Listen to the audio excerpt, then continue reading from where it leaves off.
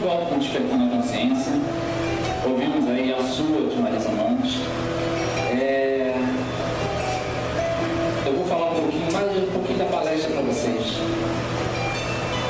Joana de Ângeles, né, tem uma outra questão que ela levanta aqui, que é justamente falando do amor imbatível amor, né, que é o texto inicial que abre aqui o livro. O amor é a substância criadora e mantenedora do universo, constituído por essência divina. É um tesouro que, quanto mais se divide, mais se multiplica. E se enriquece à medida que se reparte, mais se agiganta na razão que mais se doa. Fixa-se com mais poder quanto mais se irradia.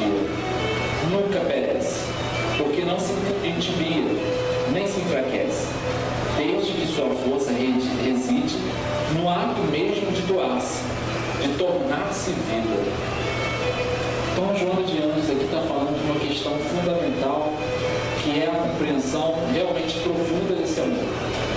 Ela, como ela fala aqui, ela está no universo todo. Deus nos criou por amor. Se vocês analisarem, existe uma força que liga desde os átomos aos astros gigantescos, as galáxias. Existe essa força mantendo o equilíbrio no universo todo. Essa força a gente pode chamar de amor, que é a substância que nos impulsiona para frente, nos faz evoluir.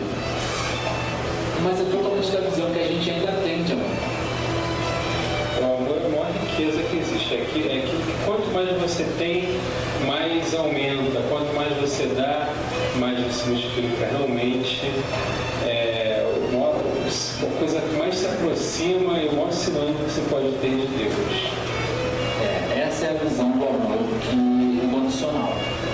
Aquele que Jesus nos ensinou, Francisco de Assis, Gandhi, Krishna, Buda, Chico Xavier, Maria Teresa de Calcutá. É o amor que não escolhe realmente a quem vai se doar. Ele entende que precisa simplesmente doar-se. E à medida que essas pessoas doaram seu amor, nós podemos ver os efeitos ao longo da história.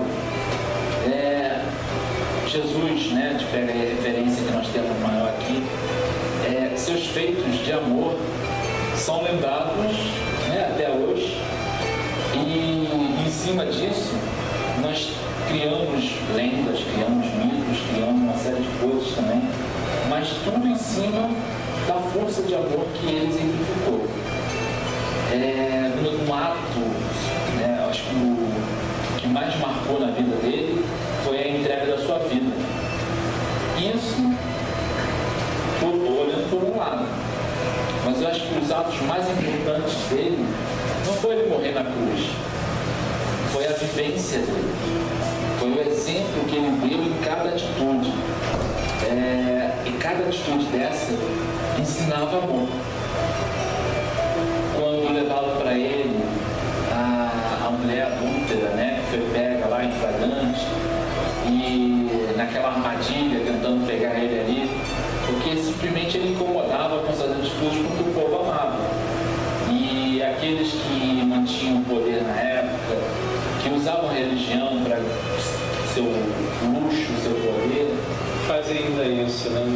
Fazem ainda isso, usando o nome de Jesus. O ser humano ele não aprendeu a respeitar as leis universais, não aprendeu a respeitar nem mesmo a Deus. Enfim, ele incomodou muita gente naquela época e tentaram várias vezes arrumar formas de o condenar perante o povo. Estavam testando em esse caso como em outros para ver se ele seguia a letra da lei ao pé da letra, né? A lei ao pé da letra. Exato, né? E ele conseguia demonstrar que sempre que existia uma lei que superava as demais. Conta essa história da... todo mundo conhece essa história, já ouviram muitas vezes, mas a gente nessa ele dá uma das demonstrações que acima da lei que punia a pecadora com apedrejamento, existia, ele perguntou se alguém ali estava livre de pecado. Na verdade, ele, sem dar uma palavra, olha a grandeza desse homem, né, que caminhou aqui e foi tão mal interpretado. Sem dar uma palavra, ele acabou com um possível linchamento, né, um apedrejamento. Naquela época, a adulta era morta a pedradas e, nossa, ainda hoje isso acontece. Só que agora é o apedrejamento moral. Pois é, não, mas tem o literal também, em alguns países. Países que seguem essa lei que nunca deveria ter sido interpretada de tal forma. Vamos orando pedindo se acaba um dia. Bom, enfim, ele rabiscando na areia, sem dar uma palavra, chegaram para ele, né? Olha, pegamos ela, a lei manda que a gente faça isso. O que o senhor diz sobre essa situação? E ele preferiu o silêncio e apenas rabiscar. E aí, né, começou o alvoroço, né? Apedreja, apedreja. E ele escreveu lá no chão: aquele que estiver limpo, né, que atire a primeira pedra. Aquele que estiver sem pecados, que jogasse a primeira pedra. Mas todo mundo tem seus erros, né? Alguns, o pessoal começou a ir embora, desistindo, né, porque sabia culpado também. Mas alguns ainda eram hipócritas, ainda tentaram ainda, não. E aí ele escreveu lá claramente: hipócritas. E aquele ali foi o ponto final, todo mundo foi embora. E a mulher ficou lá do lado dele. E ele perguntou para ela, né? Cadê aqueles que te condenam? Foram embora. Então também não te condeno. Vá e não peque demais. Isso mostra um ato de amor, de respeito ao outro, de uma forma incondicional, profunda. Todos nós erramos, todos somos passíveis de cometer pecados, escorregar, né, maltratar o outro que a gente ama, trair. São momentos que a gente ainda está aprendendo, engatinhando nessa concepção de amor integral, que um dia a gente não vai mais ter nenhuma vontade de cometer esses desvios.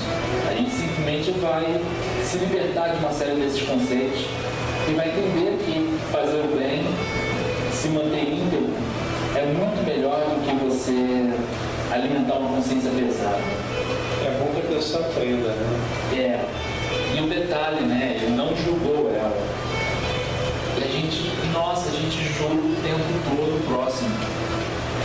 Já pararam para avaliar o quanto vocês já julgaram? A gente ouve uma notícia, vai julgar aquela notícia. Houve uma situação na rua, já vem os comentários. Isso é julgamento. Isso é não olhar e não se colocar do outro lado. É importante que a gente tenha uma visão crítica, até a respeito do noticiário nos jornais, na TV, porque muitas vezes nós ouvimos no noticiário de forma que o noticiário já está ali julgando e condenando a pessoa, né? E é bom que a gente tenha consciência crítica de tentar compreender, não que a gente vá pregar a impunidade ou que a gente vai achar que todo mundo é santo e todo mundo pode fazer qualquer coisa, mas que a gente tenha uma consciência que às vezes por detrás de um grande erro existe toda uma história ou, quem sabe, até uma deturpação dessa informação, dessa notícia. Sim, a gente tem que sempre se colocar do outro lado da história. Antes de condenar, antes de apontar o dedo, porque isso faz parte da construção, né, de um relacionamento saudável. Às vezes você não dá a oportunidade do outro falar. Você não dá a oportunidade do outro falar e ou simplesmente não fala para o outro o que você está pensando. O que vai deixar aí é o julgamento do outro, né? A avaliação, por exemplo, a sua atitude muda. mas não diz qual foi a atitude do outro que gerou isso. E às vezes o outro nem percebeu que falou algo que magoou, né? Ou que fez uma atitude que você não estava esperando. E aí você fica ali remoendo isso. Diálogo. Antes de condenar, antes de qualquer coisa, vamos conversar, vamos dialogar, vamos ouvir o que o outro tem para dizer. Pode ser mentira, mas aí cabe ao outro, né, o que ele está falando. Você falou muito bem, porque nós temos que aprender a ouvir. Tem muita gente que confunde conversar, diálogo, com apenas falar.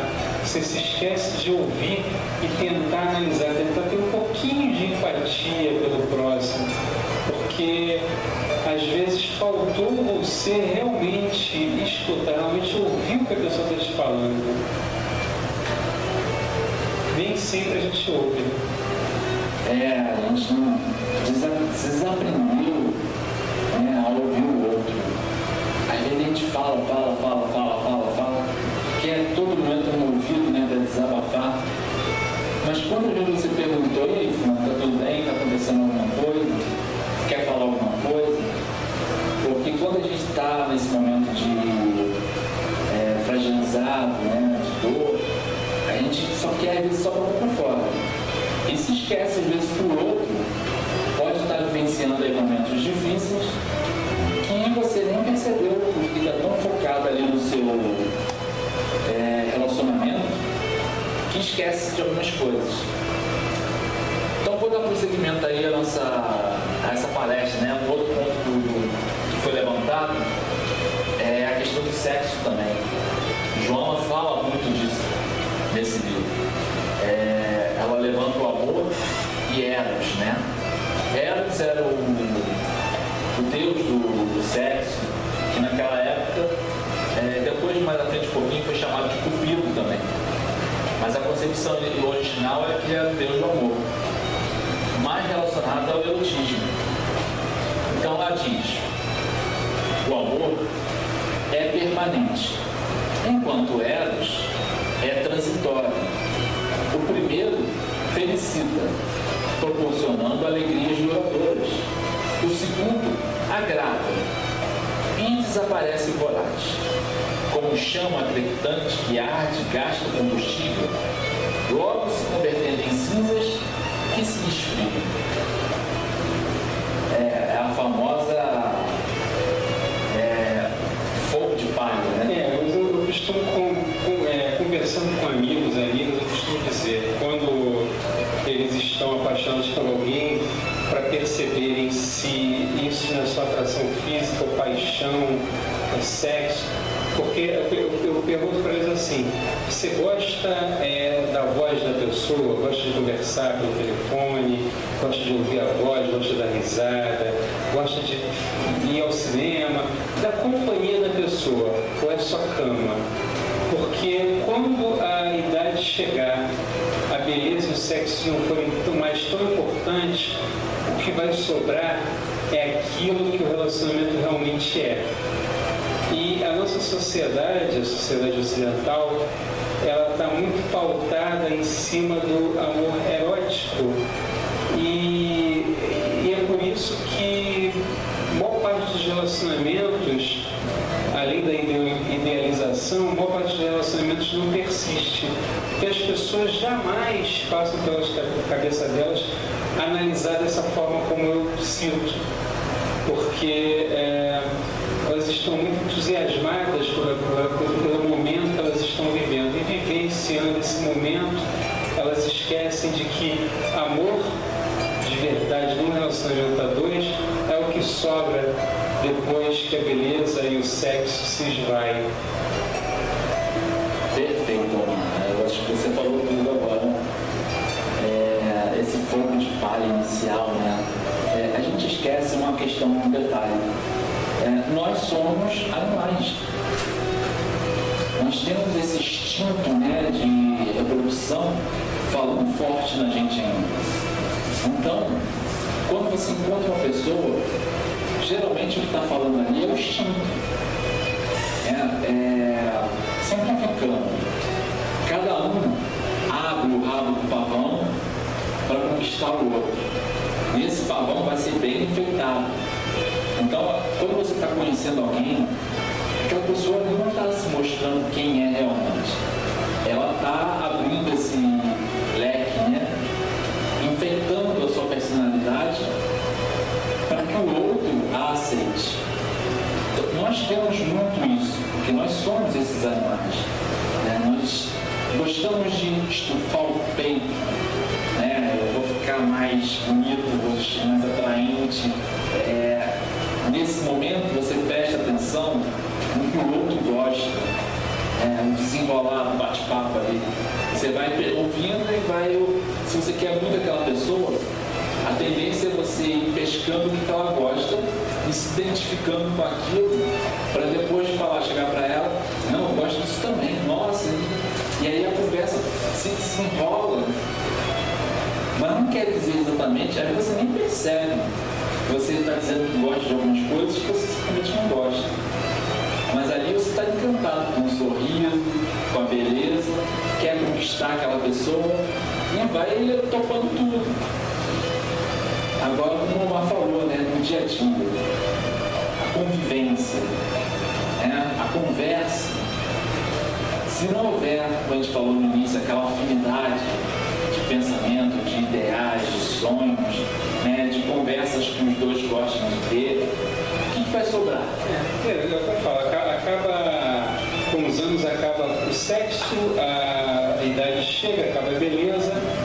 Você gosta de conversar com a pessoa que você considera a pessoa amada?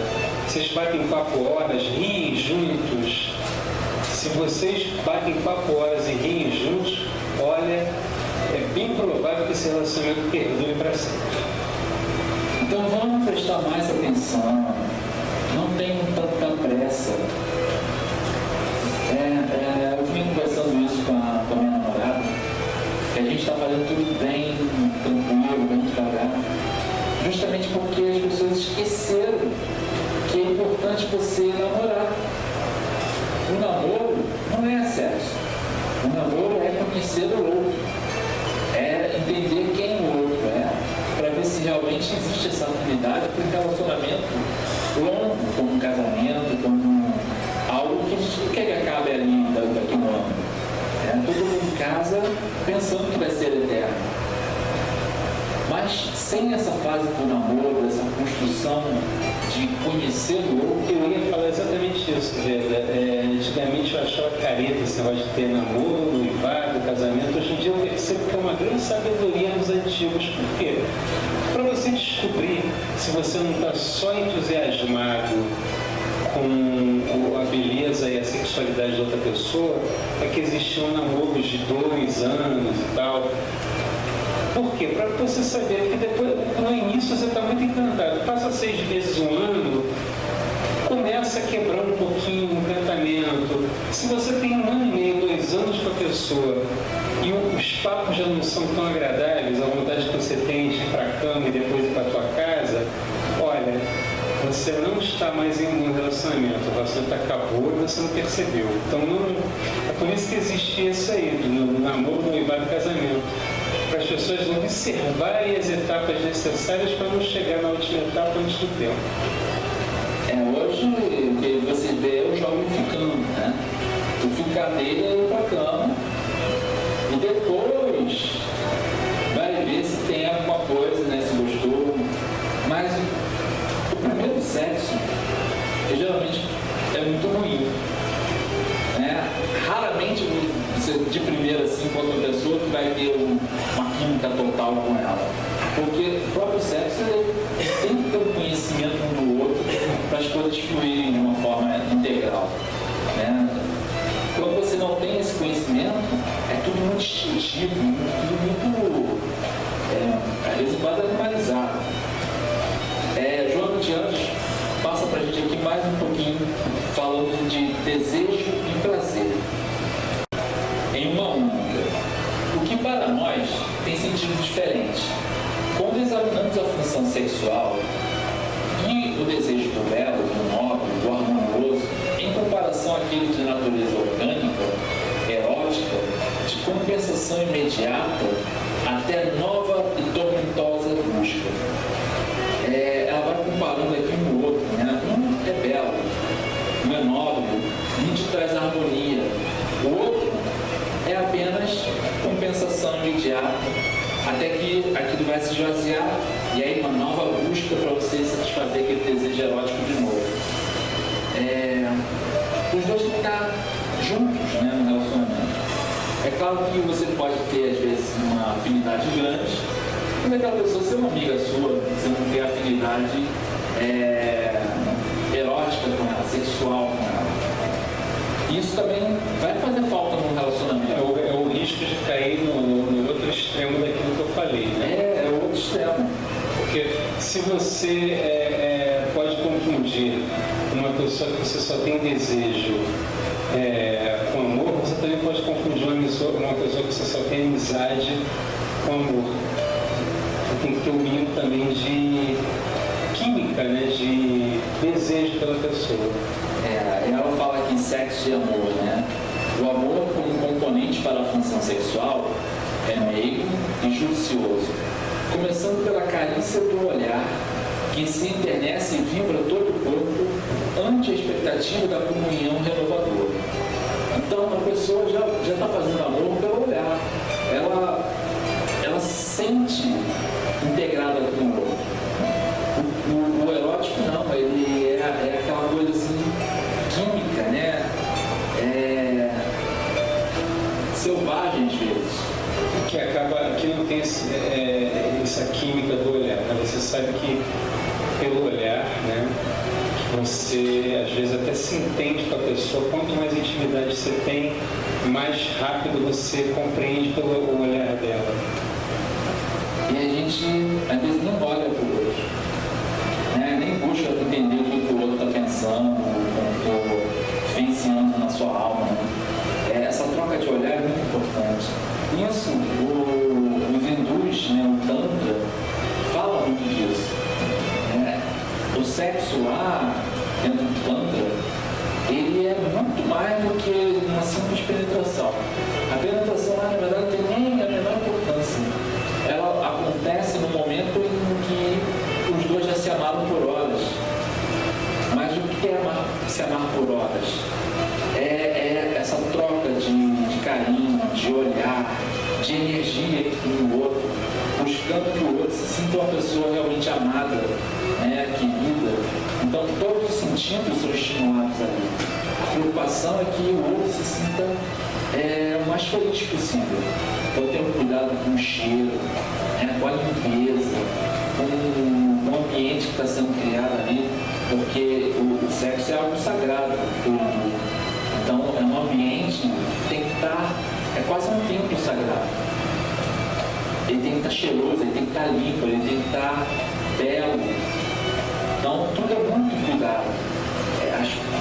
Tem alimentos no ambiente para que você possa estimular também os vários sentidos do corpo.